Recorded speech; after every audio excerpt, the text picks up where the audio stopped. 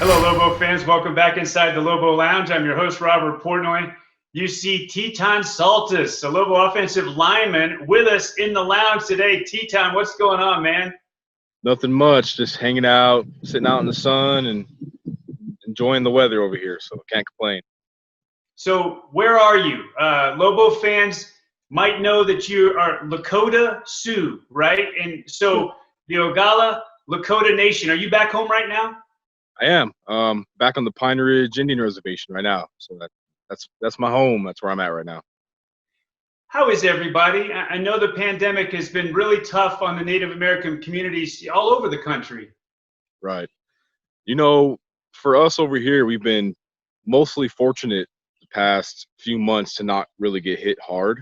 Um, we didn't have any confirmed cases, for quite a while over here. Unfortunately, our luck ran out, and I think we're at 30 something right now, and the numbers are beginning to, climb really quickly each day over here.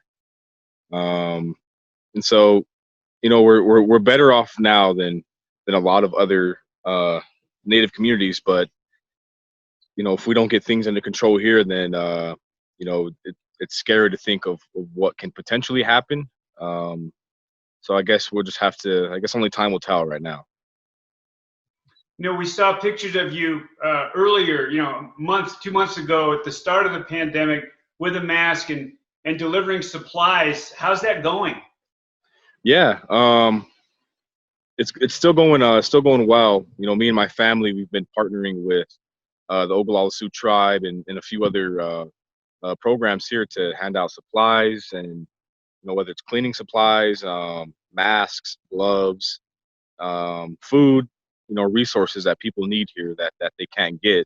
Because I'm sure you've heard of it, but we've been on a complete and total lockdown here on the reservation for quite some time now. It's not just a curfew. I mean, we can't even a lot of people can't leave their homes here without risking a fine and things like that. And so we've been on complete lockdown. The reservation borders are shut down, and we're very vulnerable people over here. And a lot of people, they don't have, without them being able to leave, they don't have food and the resources that they need to really manage throughout this pandemic. And so we're going around and we're trying to help out as many as we can and alleviate some of that pain and that stress that they're dealing with right now. Whether it's elders or young people, we're out there trying to make sure we help as much as we can over here. Teton Saltis is with us, starting right tackle for the last 2 seasons for Lobo football. He's got his redshirt senior season coming up at the University of New Mexico. Speaking of the state of New Mexico, you just had a conversation with the first district representative in Congress from New Mexico, Deb Haaland. Would you share how that went with us?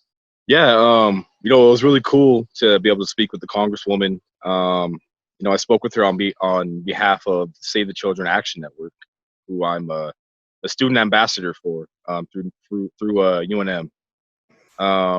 We spoke to the Congresswoman about supporting more funding and more resources towards early child care centers. A lot of with the workforce right now, there's 6.4 million children out there who are supposed to be in normal, child care centers with working parents.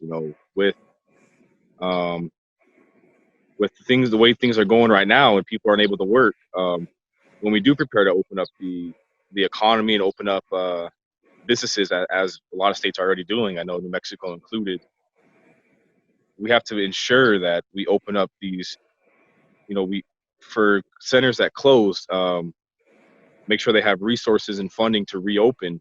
And for those that are still open, we have to make sure that they have the adequate supplies and resources and the cleaning supplies, whatever it is, to ensure that they can stay open and that they can manage all the children that they need to.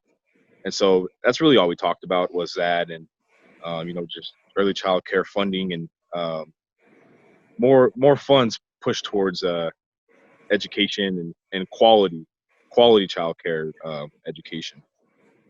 Well, we've already seen you in Washington, D.C. previously speaking on behalf of the Save the Children Advocacy Network. We hope you continue that great work, Teton. There is one other piece to the puzzle here in June that the University of New Mexico and the athletic department are partnering with.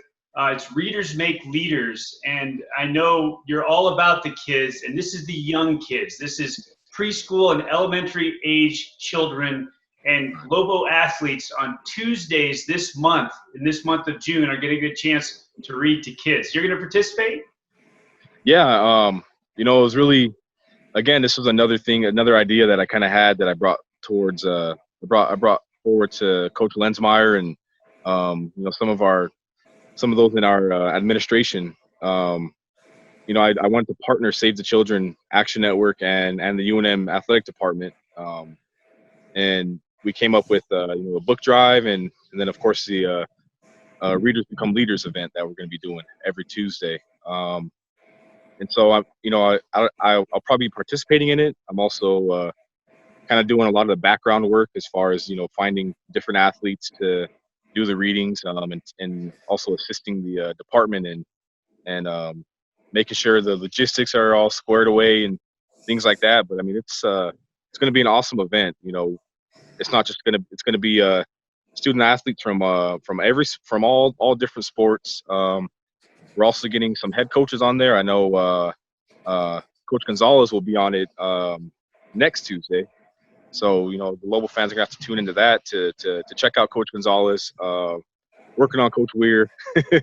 But, for students right now, for young students who are out of school, and a lot of students that don't have, they don't have a lot to do right now.